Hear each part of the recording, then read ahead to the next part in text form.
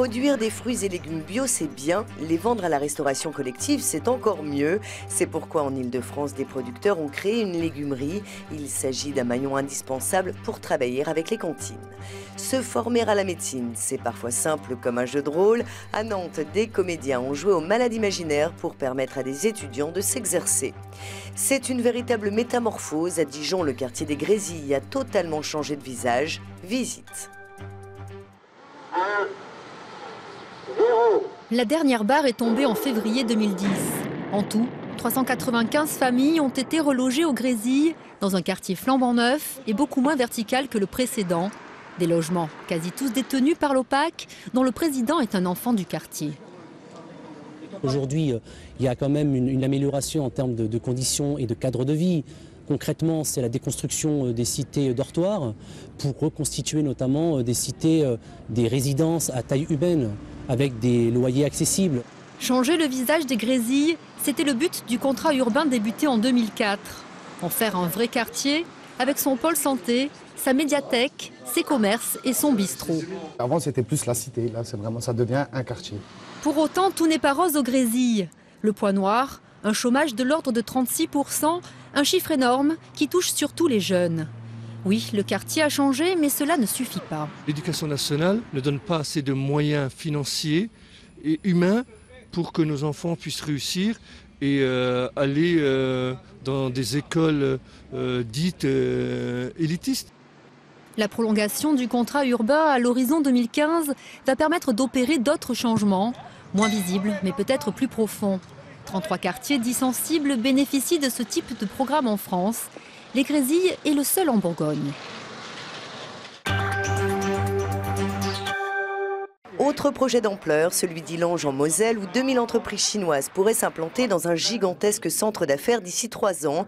L'occasion pour la France et la Chine de développer, voire même de créer des liens commerciaux. Et ce qu'on peut espérer, c'est que nous allons consolider ces échanges. Qui dit échange, dit non seulement du flux, mais dit aussi la possibilité de construire des projets industriels communs et aussi des pôles de recherche, des centres de recherche technologique. L'intérêt pour les entreprises chinoises est également de s'implanter sur le marché européen et ainsi de vendre leurs produits.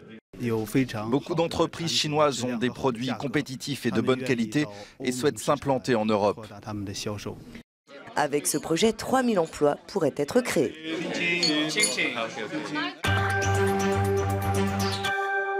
Des malades imaginaires pour former de futurs médecins. À Nantes, des comédiens ont joué aux patients pour permettre à des étudiants de se faire la main. Un jeu de rôle très formateur puisque cette mise en scène colle au plus près de la réalité médicale.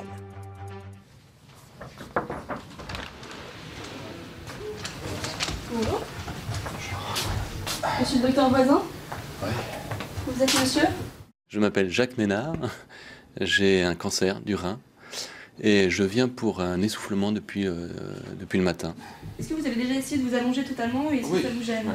Le malade imaginaire et la femme savante, une pièce inédite. Très bien. Je suis essoufflé. Recourir à des comédiens pour entraîner de futurs médecins est une méthode éprouvée depuis des dizaines d'années au Canada. Mais en France, l'initiative nantaise est une première à cette échelle. 1 millier de consultations simulées en 2 semaines. Chaque étudiant de 3e année doit passer cette épreuve, dont les moindres détails ont été scrupuleusement répétés pour coller le plus possible à la réalité médicale. Quelque chose qui va enlever cette douleur peut-être. On utilise les compétences des comédiens pour faire varier justement les profils psychologiques à loisir, en passant d'un patient qui peut être décontracté à un patient beaucoup plus stressé, voire agressif. Et les étudiants doivent composer avec ces différents profils psychologiques pour établir un diagnostic. Vous débutez. Vous êtes jeune. Oui, je suis jeune, oui. Diagnostic, mais aussi relation avec le patient. Dans ce jeu de rôle, tout est décortiqué pour que les étudiants transforment leur théorie en pratique de l'art médical. Car dans certains contextes, les mots comme les médicaments peuvent soigner. Ça évite, je pense, d'avoir peur de faire des bêtises. Voilà, par exemple, le monsieur que je viens de voir me parlait qu'il avait un cancer. Dans la vraie vie, quelqu'un qui a un cancer et à qui on doit parler comme ça alors qu'on a une blouse blanche, c'est vrai que moi, je préférais ne rien dire pour éviter de dire des bêtises. Donc là, au moins, on tente l'affaire et puis on essaie de voir un petit peu comment la personne réagit. Cette formation d'un coût de 250 000 € sur 3 ans a été financée exclusivement par des fonds privés. Son créateur espère que les universités reprendront à leur compte cette drôle d'expérience au bénéfice bien réel. Ok.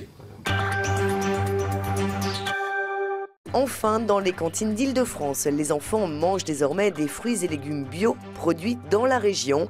Les producteurs franciliens se sont regroupés pour lancer la première légumerie bio d'Île-de-France et vous allez voir que celle-ci était indispensable. Des légumes pleins de terre, les consommateurs n'en raffolent pas et dans la restauration collective, ils sont refusés.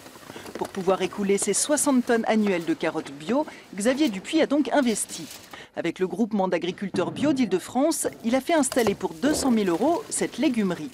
Les producteurs viennent y faire laver, éplucher, ébouter et ensacher leurs légumes de saison avant de les vendre. C'est le maillon de transformation du légume qui était le maillon manquant en Île-de-France. La restauration collective désirait des produits bio mais épluchés. Et les producteurs avaient des produits bio, mais non épluchés. Entre les champs d'une vingtaine d'agriculteurs bio, comme Xavier Dupuis au Mureau, et ses enfants de la ville de Pantin, le circuit est donc très court. Aujourd'hui, ces pommes de terre servies en purée ont été cultivées dans le Val d'Oise, préparées dans la légumerie des Yvelines et cuites en Seine-Saint-Denis. La cuisine intercommunale peut donc enfin acheter du bio en Île-de-France. Avant, elle se fournissait beaucoup plus loin. On a des choux blancs qui viennent de Chine. Donc en fait, on marchait un peu sur la tête, on faisait du bio pour développer une agriculture française locale. Et en fait, on se tournait vers la mondialisation. Là, avec les agriculteurs bio d'Île-de-France, on sait que c'est un produit local et de saison. Pour manger bio et local dans les cantines d'Île-de-France, il faut donc une légumerie, mais aussi que les enfants comprennent qu'il n'y aura plus de carottes ni de pommes en avril, car la saison chez nous sera finie.